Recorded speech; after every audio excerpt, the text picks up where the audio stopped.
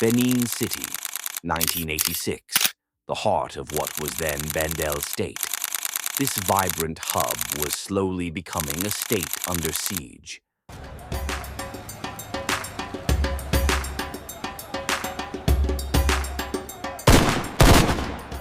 A shadow had fallen over the streets, a relentless terror known by one name, Lawrence Anini.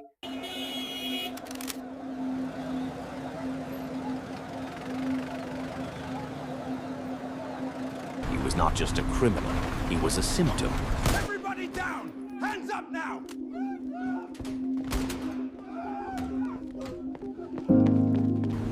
His actions exposed a cancer at the core of society, revealing that the fear wasn't just on the streets, but deep within the halls of authority.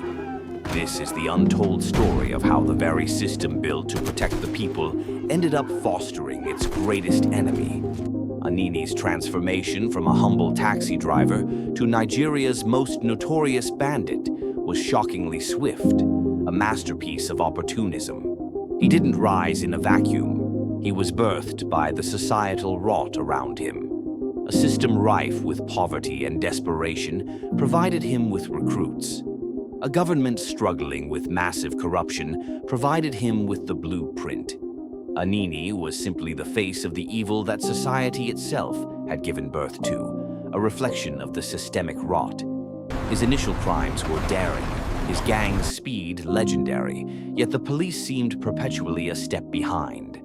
It was here, in the shadows, that the first whispers of police and political complicity began to circulate. Today, the notorious bandit Anini continues to elude authorities. The legend of Anini was not about voodoo, juju, or magical invisibility. That was the convenient distraction. The myth of his supernatural power was deliberately cultivated to hide the uncomfortable truth. Anini was invincible because the police were his shield. His incredible luck came from high-ranking officers in the police network who provided him with weapons, vehicles, and critical operational details about roadblocks and patrols. They received hefty cuts of his loot, effectively becoming silent partners in his crimes. The public's terror, stoked by the voodoo rumors, gave the authorities the perfect excuse for their failure, obscuring the fact that they weren't failing to catch him. They were actively aiding and abetting him. The brazenness of his operation was staggering.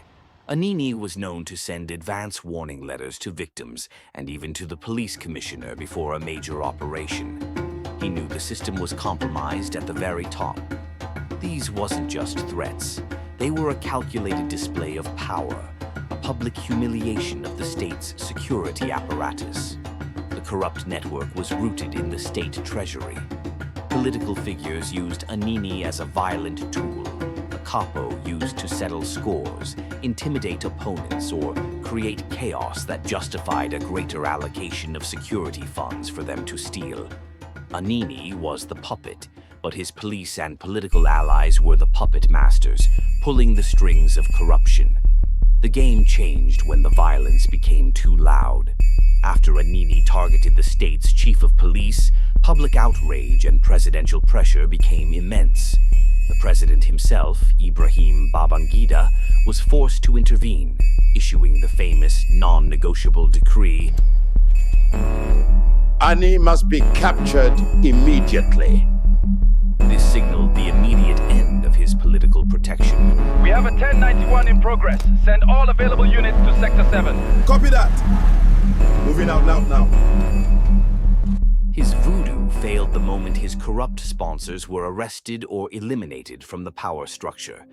The capture came on December 3rd, 1986, after the police acted on an anonymous informant's tip-off. They tracked him to his hideout in Benin City. Anini, caught off guard and reportedly nursing a bullet wound, was quickly subdued and arrested. The man who seemed untouchable was finally cornered, not by magic, but by the collapse of his corrupt shield. Lawrence Anini was executed in 1987, but the true villain was never fully defeated. Anini's story is not just a crime saga. It is a mirror. It reflects a painful truth that a corrupt society creates the monster it deserves, and that sometimes the real power of an enemy comes not from his strength, but from the systemic rot of the institutions meant to stop him. The mystery of the Anini script continues to haunt Nigeria. And for my nation, but not knowing that I could not help my nation. Enemy.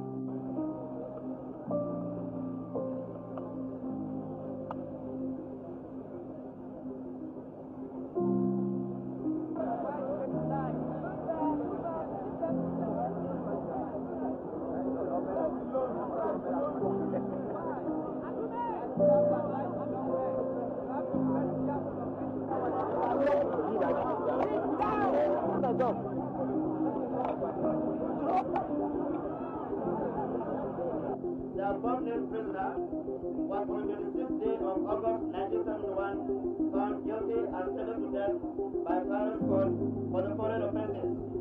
1. Robbery, punishable under